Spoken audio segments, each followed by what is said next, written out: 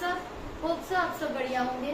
तो बच्चों, directing chapters में हमने कुछ टॉपिक्स कवर अप करे, लाइक एलिमेंट्स क्या हैं डायरेक्टिंग के, उसकी इम्पोर्टेंस क्या है। देन हमने इम्पोर्टेंट टॉपिक करा था कम्युनिकेशन प्रोसेस क्या है। आफ्टर दैट बच्चों, कम्युनिकेशन प्रोसेस के बाद आता है कि कम्युनिकेशन करने में बैरियर्स कौन से आते हैं, ऐसे कौन से ऑब्स्टेकल हैं जो हमारे कम्युनिकेशन प्रोसेस को कंप्लीट नहीं होने देते। तो ये एक कैटेगरी है जिसमें हम डिवाइड करेंगे कम्युनिकेशन बैरियर्स। आपका एक इम्पॉर्टेंट टॉपिक है from boards point of view, जिसपे क्वेश्चन जरूर आता है। तो कम्युनिकेशन बैरियर्स की डिफरेंट कैटेगरीज हैं, जिसे मैं आपको वन बाय वन करके एक्सप्लेन करूंगी। लाइक सिमेंटिक बैरियर है, ऑर्गेनाइजेशनल बैरियर है, साइकोलॉजिकल, डिफरेंट बैरियर्स हैं बच्चों। कम्युनिकेशन बैरियर्स मीन्स ऑब्स्टेकल जो बीच में कम्युनिकेशन प्रोसेस को पूरा नहीं होने देते। कम्युनिकेशन बैरियर्स क्या है, तो वन बाय वन मैं आपको एक्सप्लेन करूंगी। इसकी 4 कैटेगरीज है कम्युनिकेशन बैरियर्स की। Psychological, semantic barriers, organisational barrier, psychological barriers,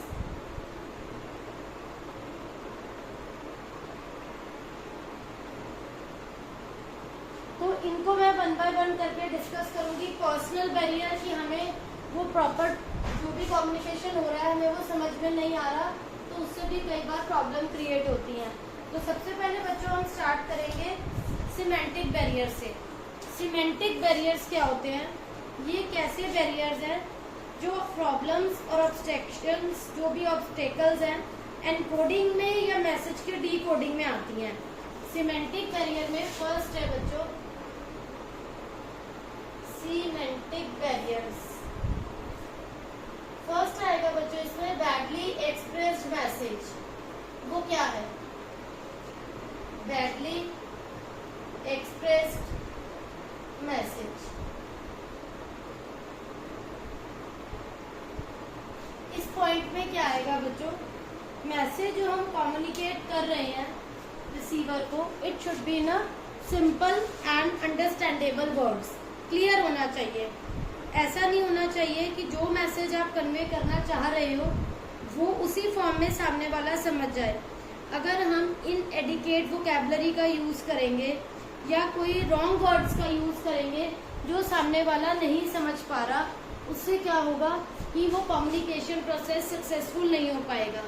semantic barrier का मतलब यहाँ पर ये आता है कि कुछ ऐसे वर्ड्स को हम यूज ना करें, रॉन्ग वर्ड्स को ना यूज करें, या कई बार ऐसा भी होता है कुछ जरूरी वर्ड्स जो अगर हम वो मिस कर देंगे तब भी सामने वाले को मैसेज अच्छे से समझ में नहीं आएगा। या इनएडिक्वेट वोकैबुलरी, फॉर एग्जाम्पल मैनेजर जो है वो मैसेज या एक स्पीच दे रहा है and he is using such type of English जो वर्कर्स को, एम्प्लॉइज को समझ में नहीं आ रही, तो ऐसे मैसेज का कोई भी बेनिफिट नहीं है जो एम्प्लॉइज को समझ में ना आए। बिकॉज ऑफ आप अगर थोड़ा सा टिपिकल इंग्लिश यूज कर रहे हैं, मैनेजर अगर कोई स्पीच दे रहा है to employees and he is using typical English, उस केस में मैनेजर जो है वो ये एज्यूम कर लेंगे कि हाँ अगर एम्प्लॉइज को समझ आ गया, बट वो एम्प्लॉइज को, अगर सब एम्प्लॉइज का लेवल एक जैसा नहीं है, सब इक्वली एजुकेटेड नहीं है, सबको समझ में नहीं आएगा, तो वहां पर क्या होगा, उस मैसेज को बैडली एक्सप्रेस मैसेज बोला जाएगा। नेक्स्ट है वर्ड्स और सिंबल विद डिफरेंट मीनिंग। यहाँ पर इसका क्या मतलब है? वर्ड्स और सिंबल्स विद डिफरेंट मीनिंग। अब बच्चों देखो, जैसे एक वर्ड है प्राइज। एक प्राइज होता है कि आप कह रहे हैं जो ये टास्क कंप्लीट करेगा ऑर्गेनाइजेशन उन्हें प्राइज ऑफर करेगी। अब प्राइस ऑफर करना एंड प्राइज बोलने में उसकी वोकैबुलरी वो ऑलमोस्ट सेम है, तो समझने वाले को यहाँ मिसअंडरस्टैंडिंग हो सकती है कि लाइक प्राइज वर्ड है या फिर प्राइस वर्ड है, क्या बोला गया यहाँ पर। ठीक है, अब जैसे एक सीन होता है मूवी का, उसमें वर्ड शूट को यूज करते हैं, है ना, कि एक जो है एक्शन हो रहा है मूवी में, जो भी आपका सीन चल रहा है, हम कहते हैं दिस इज अ टाइप, ये एक शूट चल रहा है। ठीक है, और अदरवाइज शूट क्या होता है? फायरिंग करना। तो कई बार इस टाइप के वर्ड्स हैं जिनके डिफरेंट मीनिंग्स हैं, और मैनेजर ने किस टाइप से उस वर्ड को यूज करा एंड एम्प्लॉई ने किस ढंग से समझा, दोनों जो है मैटर करता है।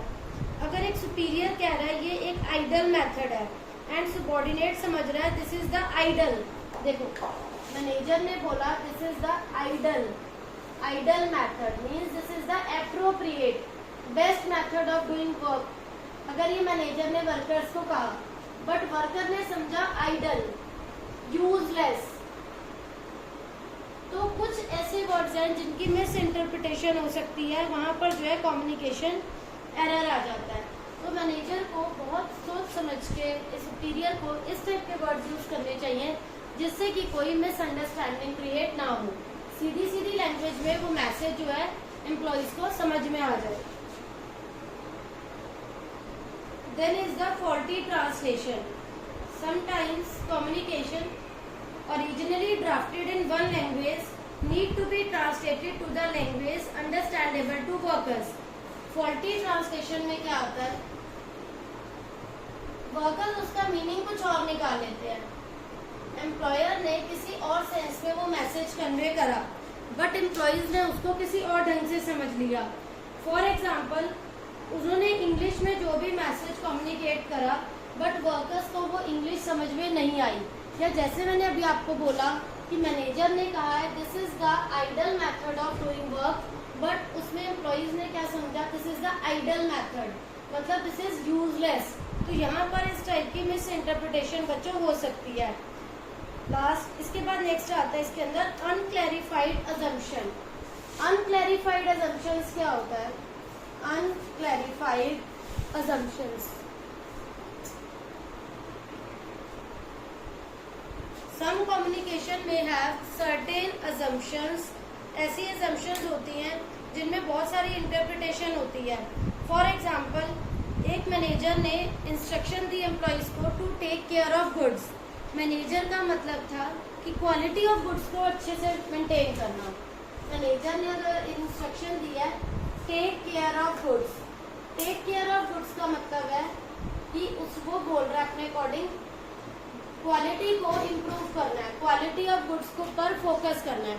बट वर्कर्स उसे कैसे समझ रहे हैं इस बात को, उन्हें लग रहा है कि गुड्स को सेफली लेके जाना है, हैंडलिंग सेफली होनी चाहिए, they should be handle safely. तो यहाँ पर अलग अलग मीनिंग हो गए।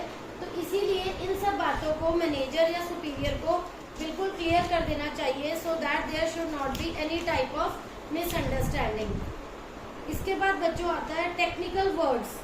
ठीक है, बहुत सारे डॉक्टर्स, इंजीनियर्स, मैनेजर कुछ ऐसे वर्ड्स यूज करते हैं जो टेक्निकल उनकी लैंग्वेज में ऐसे होते हैं बट वो जरूरी नहीं है वो सबको समझ में आएंगे, सभी एम्प्लॉयज को या सभी वर्कर्स को वो वर्ड समझ में आ जाए। तो it is better for manager और सुपरवाइजर कि वो सिंपल वर्ड्स को यूज करें जो एम्प्लॉयज को समझ में आता है। तो ये तो था बच्चों आपका सिमेंटिक। नेक्स्ट आप करेंगे psychological barrier, then organisational barrier. तो आप इसका बच्चों स्क्रीनशॉट भी ले सकते हो।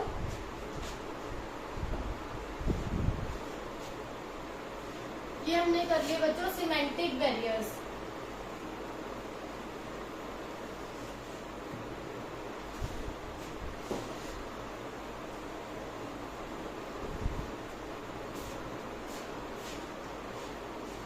नेक्स्ट है साइकोलॉजिकल बैरियर्स।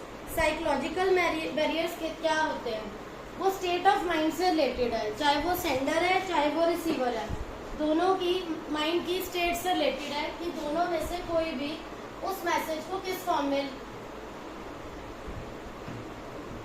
देखो चाहे वो सेंडर है चाहे वो रिसीवर है, वो उस मैसेज को किस सेंस में ले रहा है ये उस पर डिपेंड करता है।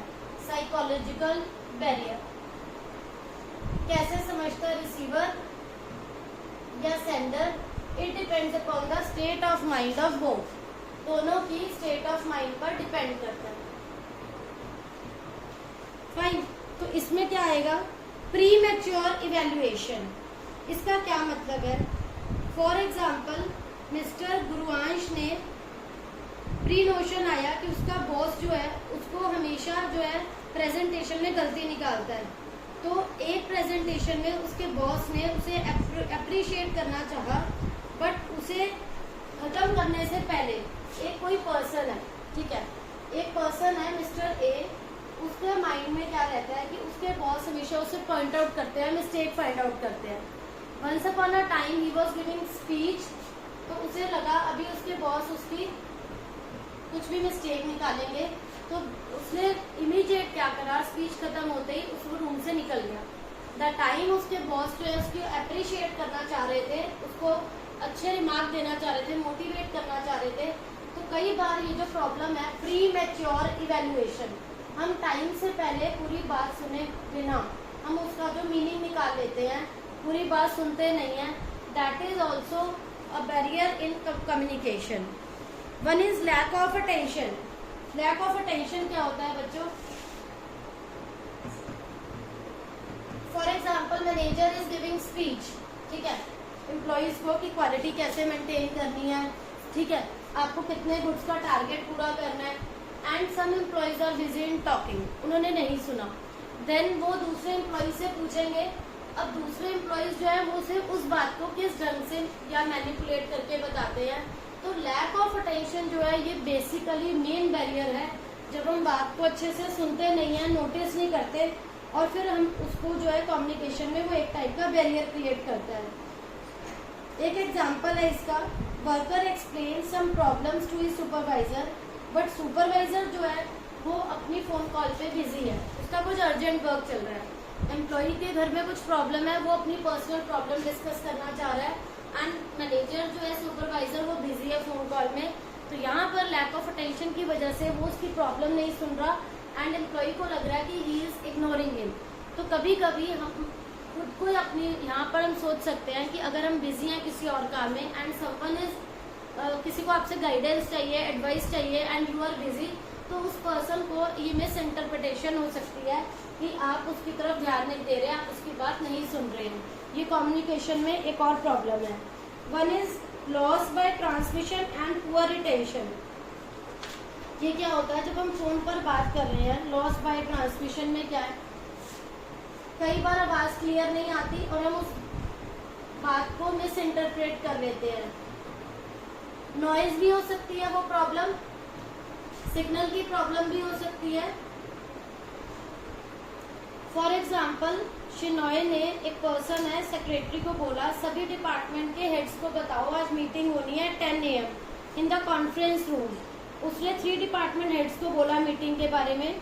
ऑनर वे उसकी फ्रेंड मिली और वो वहाँ बात करना स्टार्ट कर दिया उसने, और वो इन्फॉर्म करना भूल गई डिपार्टमेंट हेड्स को मीटिंग के बारे में बताना।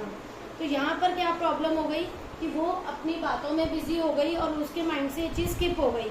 उसने 3 डिपार्टमेंट के हेड्स को मीटिंग के बारे में बता दिया और उसकी खुद की मीटिंग जो है वो क्या हो गई, मिस हो गई, क्योंकि वो बिजी हो गई बात करने में। तो इस टाइप के जो बैरियर्स हैं इन्हें हम कहेंगे साइकोलॉजिकल बैरियर्स। देन इसके बाद आता है ऑर्गेनाइजेशनल बैरियर्स। ऑर्गेनाइजेशनल बैरियर्स क्या होते हैं, ये ऑर्गेनाइजेशन की पॉलिसी से रिलेटेड होते हैं। Organisational barriers are related to organisation rules regulations.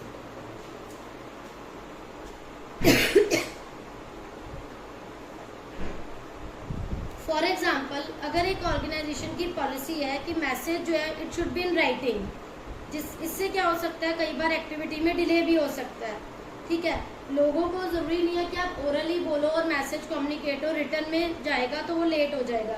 तो ये भी एक टाइप की प्रॉब्लम है कि रिटर्न में पहुंचते पहुंचते सब लोगों को डिले हो जाएगा मैसेज करने में, उससे मैसेज पहुंचने में देर हो सकती है। अगर आपके ऑर्गेनाइजेशन की पॉलिसी है कि message should be in written all the time. Then है रूल्स रेगुलेशन। कई बार किसी ऑर्गेनाइजेशन में रिजिड रूल्स होते हैं, वो कॉम्प्लिकेटेड प्रोसीजर भी हो सकते हैं, आपके कम्युनिकेशन के में बैरियर क्रिएट कर सकते हैं, क्योंकि रूल्स रेगुलेशंस को अगर हम फॉलो करते हैं, लाइक एक स्केलर चेन है, आपको मैसेज कन्वे करना है, ए मैनेजर को डी से बात करनी है, तो आपको बताया था कि आप यहाँ पर क्या कर सकते हैं, प्रॉपर एक वे पाथ फॉलो करेंगे स्केलर चेन में।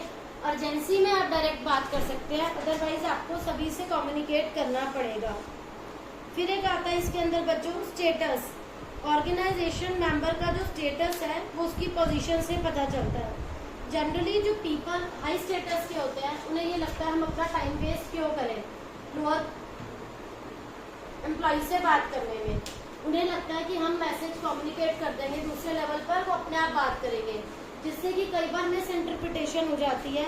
उन्हें लगता है कि अगर हम एम्प्लॉय से डायरेक्ट बात करेंगे it's just the wastage of time.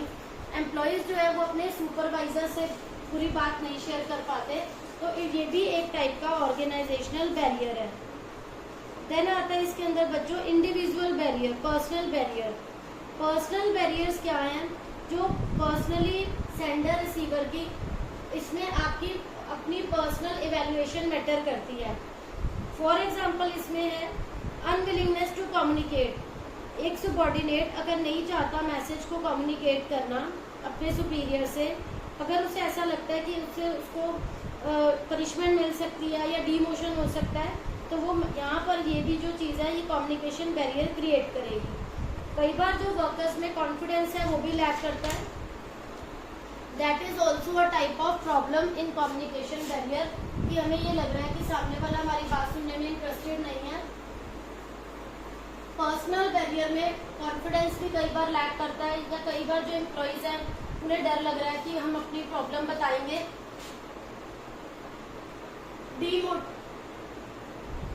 Demoralise होते हैं, हमारी कोई प्रॉब्लम नहीं सुनेगा, या उनके मन में कोई फियर होता है कि हमें इग्नोर कर दिया जाएगा या हमारी बातों को मैटर नहीं करेंगे।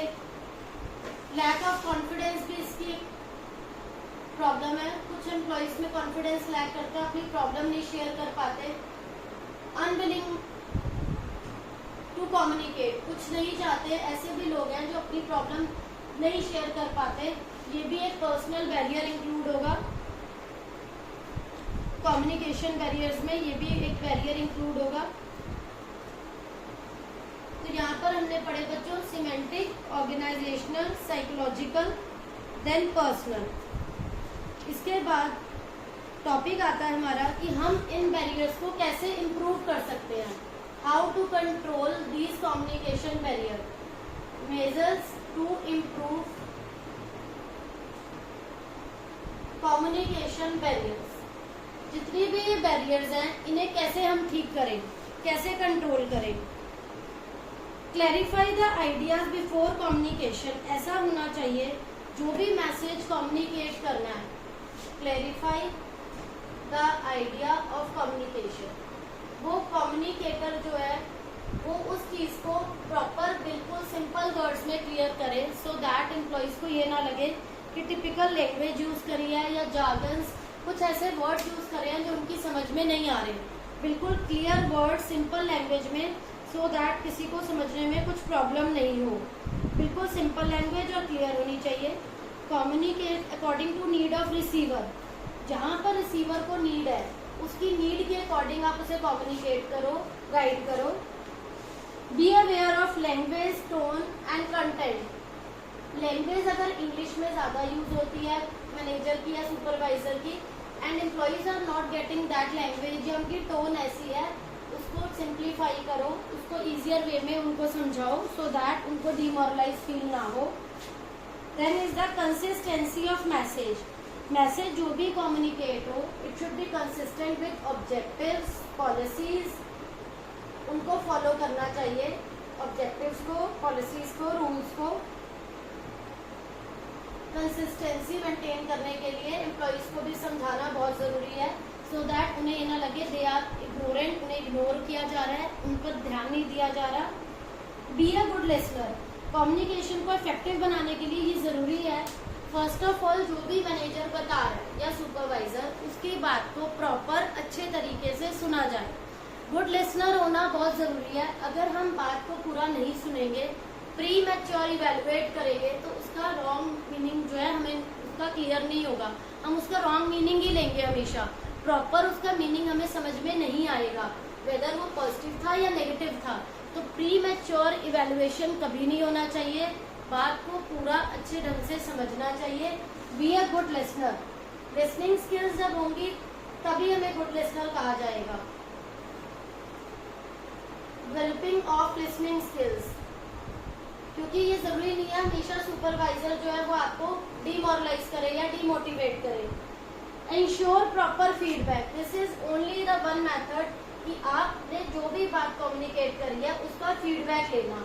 फीडबैक से भी गेट टू नो कि सामने वाले को आपकी बात उसी सेंस में समझ में आई है या नहीं आई जिस सेंस में हम समझा रहे हैं। मतलब जो आपने उसको जो जिस टॉपिक पे बात करी है उसको वो बात उसी सेंस में समझ आई या नहीं आई। फॉर एग्जाम्पल मैंने आपको बताया लाइक एक मैनेजर ने बोला this is the ideal means best method of doing work, and workers ने समझा आइडल मीन्स वेस्ट, ये टाइम वेस्ट है, इस मेथड को मत फॉलो करो। तो फीडबैक से अगर हम फीडबैक लेंगे वी गेट टू नो उनके माइंड में क्या चल रहा है, उन्होंने हमारी बात कितनी समझी है, किस लेवल तक, सो दैट हम जो भी बात उन्हें नहीं समझ आई वो हम उन्हें क्लियर कर सके। इंश्योर फीडबैक के बाद आता है फॉलो अप कम्युनिकेशन।